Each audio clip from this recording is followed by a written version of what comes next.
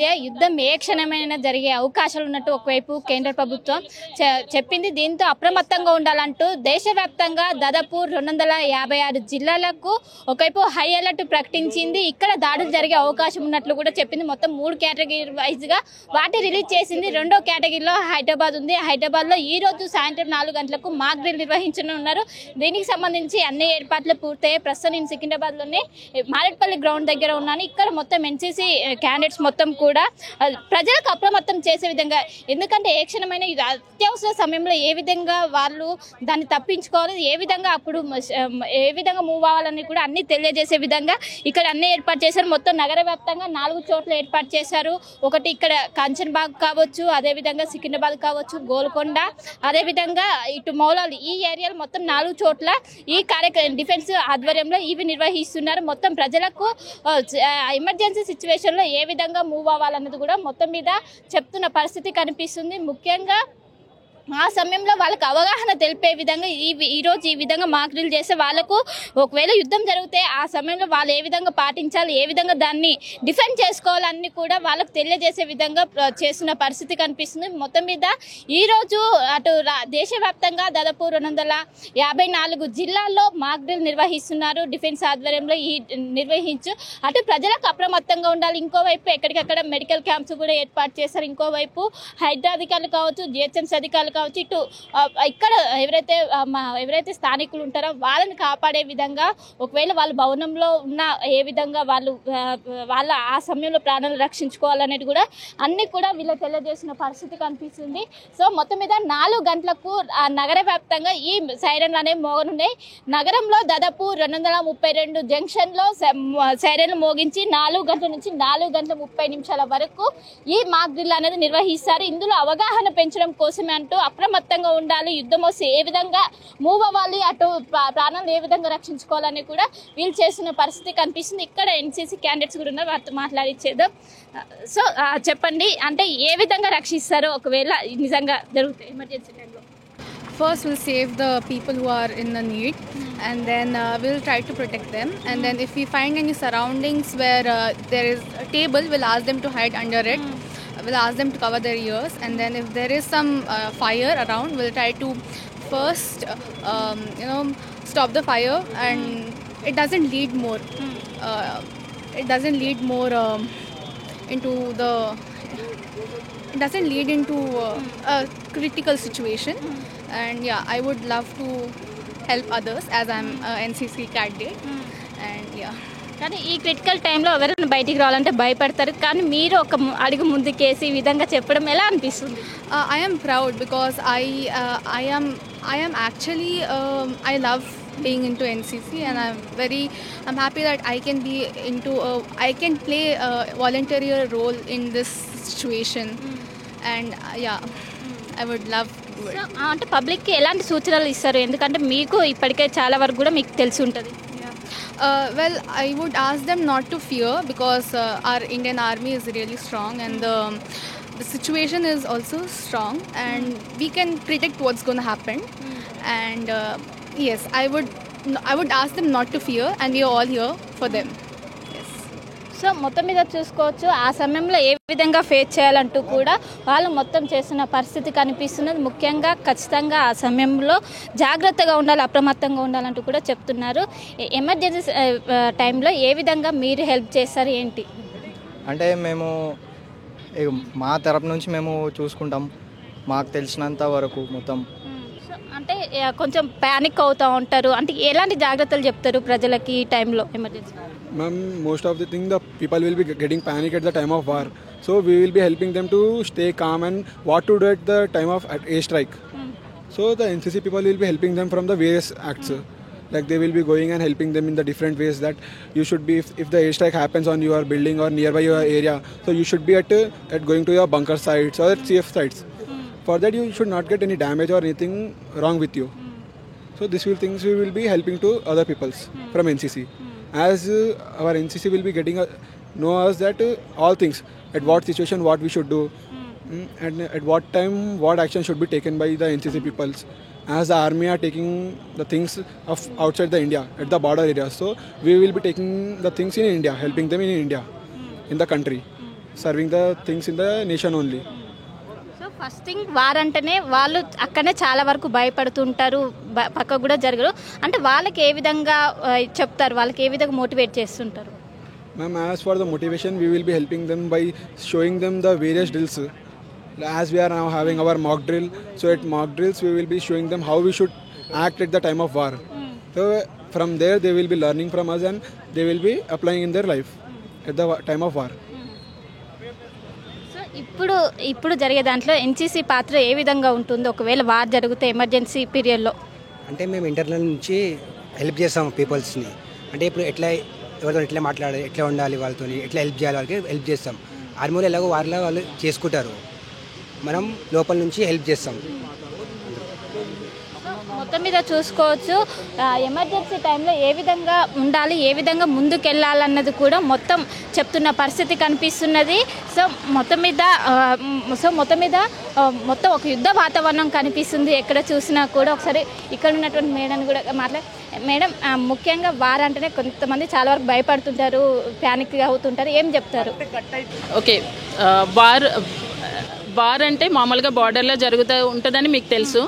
లేదంటే ఇప్పుడు technology develop అయింది కాబట్టి ఎయిర్ స్ట్రైక్ అనేది కూడా అంటే మిసైల్స్ అయినా బాంబ్స్ అయినా మనం ఉన్న సివిలియన్ ఏరియాలో కూడా పడవచ్చు అని మీకు తెలుసు.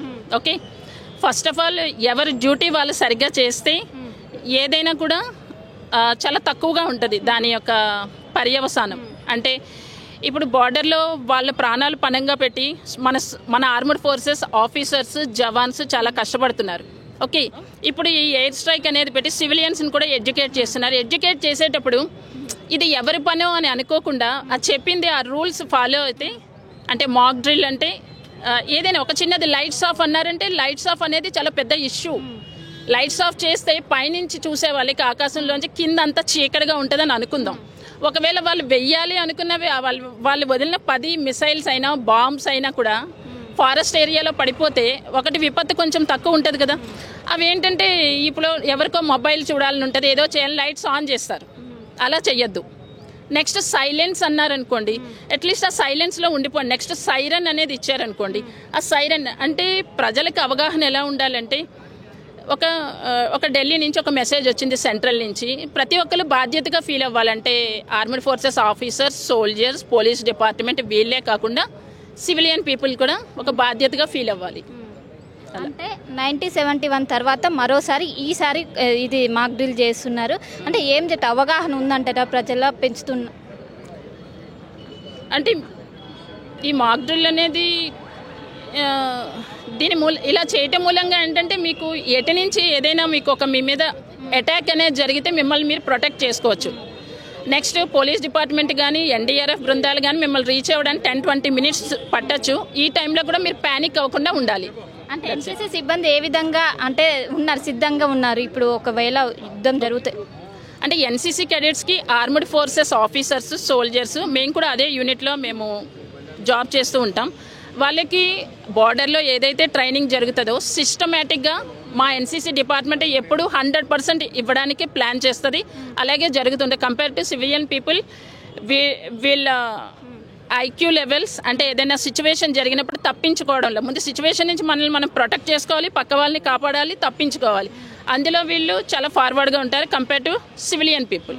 అలా ట్రైన్ చేస్తారు armed forces officers and soldiers. అంటే ప్యానిక్ అయ్యే పీపుల్కి ఏం చెప్తారు? ప్యానిక్ అవ్వాల్సిన అవసరం లేదు దేనికి కూడా. మీకు టెక్నిక్స్ సిస్టమేటిక్గా ఎలా ఉండాలన్నది ఇప్పుడు నేర్పిస్తున్నారు ఈ మాక్ డ్రిల్లో ఈ గవర్నమెంట్ డిపార్ట్మెంట్స్ అన్నీ కలిసి. నెక్స్ట్ ఒక 10-20 మినిట్స్లో మిమ్మల్ని తప్పకుండా రెస్క్యూ టీమ్ అనేది రీచ్ అవుతుంది. మీరు ప్యానిక్ అవ్వకుండా ఉండాలి. అంటే మొత్తం ఎంతమంది పార్టిసిపేట్ చేస్తున్నారు? స్ట్రెంత్ ఇవాళ మా ఎన్సీసీ తరఫు నుంచి అంటే ఒక అరౌండ్ 300 స్టూడెంట్స్ క్యాడెట్స్ వరకు వచ్చారు మేడం. సో మీ పాత్ర గురించి చెప్పండి. I'm senior GCI Mutyaveni. I'm working in one Telangana EME unit madam, Secunderabad group. So మొత్తం మీద చూసుకున్నట్లయితే ఏ క్షణమైనా యుద్ధం జరిగే అవకాశం ఉండడంతో ముఖ్యంగా ప్రజల్లో అవగాహన కలుపుతూ ఈ విధంగా మాక్ డ్రిల్ నిర్వహిస్తున్నారు. ముఖ్యంగా 1971లో ఎమర్జెన్సీ పీరియడ్లో నిర్వహించారు. అనంతరం ఈసారి పాక్ భారత్ మధ్య యుద్ధం జరిగే అవకాశాలు ఉండడంతో ప్రజలు ఏ విధంగా అందులో ఉండాలంటూ కూడా పెద్ద ఎత్తున మొత్తం అవేర్నెస్ చేస్తున్నారు. ఇక్కడ హైదరాబాద్ అనేది కేటగిరీ 2లో ఉన్నది. కేటగిరీ 2 దాడులు జరిగే అవకాశం ఉండడంతో ఖచ్చితంగా ఇక్కడ 4 ప్రాంతాల్లో ఇవి మొత్తం నిర్వహిస్తున్న పరిస్థితి కనిపిస్తుంది. ఒకవైపు మెడికల్ క్యాంప్ ఏర్పాటు చేశారు. ఎవరైనా యుద్ధ సమయంలో ఎవరైనా దెబ్బలు తాకినా ఏదైనా గాయాలైనా వెంటనే వాళ్లకు చికిత్స అందించే విధంగా ఇక్కడ ఏర్పాటు చేశారు. సో మొత్తం మీద ఏ విధంగా మనం సిద్ధంగా ఉండాలని కూడా అన్ని కూడా నేర్పుతున్నారు. సో ఒకసారి ఎన్సీసీ క్యాండిడేట్స్ కూడా ఉన్నారు, వారితో మాట్లాడదాము. ఇప్పుడు ఒక ప్యానిక్ సిచ్యువేషన్లో ఉన్నాం ఎంటైర్ దేశం అనేది. సో ఎన్సీసీ పాత్ర ఏ విధంగా ఉండబోతుంది, ఏ విధంగా అధిగమించబోతున్నాం మనం? నా పేరు జే కడెట్ తేజస్వి రెడ్డి. మేము స్ఫూర్తి కాలేజ్ నుంచి వచ్చాము. మాది 1T8 స్క్వాడ్రన్. మేము 52 cadets వచ్చాము. Yesterday we were train to attend mock drill. తర్వాత మాకు ఈరోజు వచ్చిన తర్వాత ప్రికాషన్స్ ఇచ్చారు, ఎలా ఉంటుంది అండ్ 4 to 4:30 సైరన్ మోగిన తర్వాత ఎలా రియాక్ట్ అవ్వాలి అని కంప్లీట్ మెజర్స్ మాకు ఎక్స్ప్లెయిన్ చేశారు. As a NCC cadet we feel this is responsibility and we also encourage to citizens to participate in this kind of mock drill so that వాళ్ళకి ఎలాంటి అయినా అటాక్స్ జరిగినప్పుడు ప్రికాషన్స్ తీసుకొని సమయస్ఫూర్తిగా ఎలా యాక్ట్ చేయాలని చెప్పొచ్చు. దీంతో అంటే ఇప్పుడు ఏదైనా స్ట్రైక్ ఏదైనా జరిగినా వాళ్ళకు ఖచ్చితంగా మెంటల్ సపోర్ట్ అనేది వాళ్ళకి అదే ముఖ్యం, దాన్నే బయటకు వేస్తుంది. కానీ చాలామంది కూడా మెంటల్ సపోర్ట్ ప్యానిక్ అవుతుంటారు. సో వాళ్ళకి ఏం చెప్తారు? అంటే మెంటల్ సపోర్ట్ అనే కాదు, ఇమోషనల్ సపోర్ట్ కూడా ఉంటేనే మనం ఆ సిచ్యువేషన్ నుంచి బయటపడతాం. ఫర్ ఎగ్జాంపుల్ ఈరోజు మేము వచ్చాము, ఏం ప్రిపేర్డ్ లేదు, కానీ మార్నింగ్ నుంచి ఇప్పటి వరకు మాకు ఏవైతే ప్రికాషన్స్ ఎక్స్ప్లెయిన్ చేశారో as we are ready for any kind of attack మా మీద జరిగినా కానీ మేము ప్రికాషన్స్తో పాటు ఎలా రియాక్ట్ అవ్వాలి, ఎలా మమ్మల్ని కాపాడుకోకుండా పక్క వాళ్ళని ఎలా కాపాడాలో అన్ని ట్రైన్ చేశారు. కాబట్టి we are confident to face any kind of thing. అంటే మీరు ఇప్పుడు ఏమేమి యాక్టివిటీస్ చేయబోతున్నారు ఇప్పుడు 4 to 4:30 మధ్యలో? యాజ్ వీ నో సైరన్ మోగుతుంది. సైరన్ మోగిన తర్వాత one of the rescue mission అనేది అలాట్ చేశారు. వాళ్ళకి ఇంకా ప్రాపర్ మెషర్స్ ఇచ్చి ఎలా రియాక్ట్ అవ్వాలి అని కంప్లీట్గా ఎక్స్ప్లెయిన్ చేశారు. ఇఫ్ మీరు 4 తర్వాత మీకు అవైలబుల్ ఉంటారు. రెస్క్యూ మిషన్ అనేది అలాట్ చేశారు మా సైడ్ నుంచి. ఇంకేం చెప్తారు చివరిగా చెప్పేది అదే, పహల్గామ్ అటాక్ మనకు తెలిసిందే. Still we are recovering from this and we are proud to launch operation Abhyas and operation Sindhu. Yesterday night it was surprised to have Operation Sindhu and I also encourage all citizens to take part in this mock drill so that వాళ్ళకు కూడా ఏమైనా precautions ఉంటే తెలుసుకోవచ్చు. Thank you. So మొత్తం మీద చూసుకున్నట్లయితే ముఖ్యంగా attack చేసే సమయంలో మనం ఏ విధంగా బయటపడాలి, ఏ విధంగా ఆ దాడి నుంచి తప్పించుకోవాలనేదే ఈ మాక్ డ్రిల్ యొక్క ఉద్దేశం. దీన్ని సమర్థవంతంగా పూర్తి చేస్తున్న పరిస్థితి మనకు కనిపిస్తుంది. ముఖ్యంగా నగర వ్యాప్తంగా 4 చోట్ల ఈ మాక్ డ్రిల్ అనేది నిర్వహిస్తున్నారు. మొత్తం మీద ఎన్సీసీ దాదాపు ఇక్కడ సికింద్రాబాద్లో ఏర్పాటు చేస్తున్నారు. దాదాపు 600 మంది ఎన్సీసీ క్యాండిడేట్స్ ఇందులో పార్టిసిపేట్ చేస్తున్నారు. పార్టిసిపేట్ చేసి యుద్ధ సమయంలో వాళ్ళు ఏ విధంగా ఇటు ప్రజల్ని రక్షిస్తారు, ఏ విధంగా వాళ్ళు చెప్తారనేది కూడా మొత్తం కూడా చెప్తున్న పరిస్థితి కనిపిస్తుంది. సో మొత్తం మీద ఏ క్షణమైన యుద్ధం జరిగే అవకాశం ఉండడంతో ఖచ్చితంగా అందరూ జాగ్రత్తగా ఉండాలి. ముఖ్యంగా ఇది కేటగిరీ హైదరాబాద్ అనేది కేటగిరీ 2లో ఉండటంతో ప్రత్యేకంగా జాగ్రత్తలు తీసుకోవాలి. ఎవరు కూడా ప్యానిక్ అవ్వద్దంటూ వారు చెప్తున్న పరిస్థితి కనిపిస్తుంది. సో మొత్తం మీద 4 గంటలకు ఈ సైరన్ అనేది మోగనున్నది. మొత్తం నగర వ్యాప్తంగా 250కి పైగా జంక్షన్లో ఈ సైరన్ మోగిన అనంతరం మొత్తం ఎక్కడికక్కడ ఆగిపోవాలి. ముఖ్యంగా ఇంట్లో ఉన్నటువంటి లైట్స్ కావచ్చు, ఫ్యాన్స్ కావచ్చు, గ్యాస్ కావచ్చు అన్నీ ఆఫ్ చేసి సైరన్ అంతా క్లియర్ అన్నంత వరకు వాళ్ళు అక్కడే ఉండాలంటూ ఒకవైపు పోలీసులు సూచిస్తున్నారు. మొత్తం మీద నగర వ్యాప్తంగా మరి కాసేపట్లోనే మాక్ డ్రిల్కి సంబంధించినటువంటి సైరన్ మోగనుంది. దీనికి సంబంధించి అన్ని ఏర్పాట్లు డిఫెన్స్ ఆధ్వర్యంలో పూర్తయ్యాయి. సో మొత్తం మీద మరి కాసేపట్లోనే మాక్ డ్రిల్ దేశవ్యాప్తంగా ప్రారంభం కానుంది. కెమెరా పర్సన్ విజేత.